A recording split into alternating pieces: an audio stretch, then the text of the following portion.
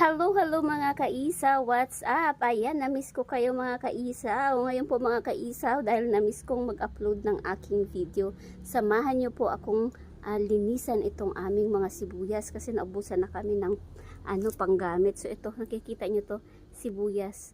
At ayan mga kaisaw, oh, ganyan kadami.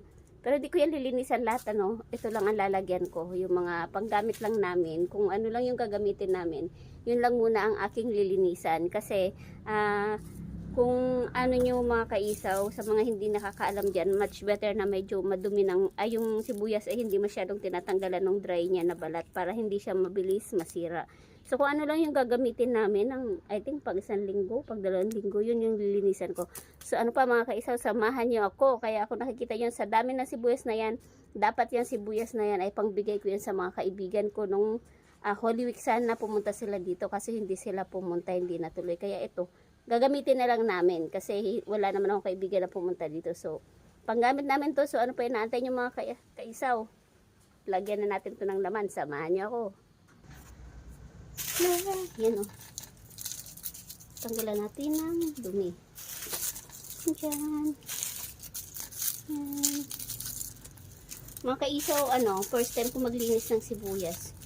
Wala kasi si Miss Gina. Actually, si Miss Gina ang naglilinis nito eh. Kaya lang, hindi siya pumunta. Kaya ako na lang. Ang gaganda, diba? Ang gaganda ng sibuyas.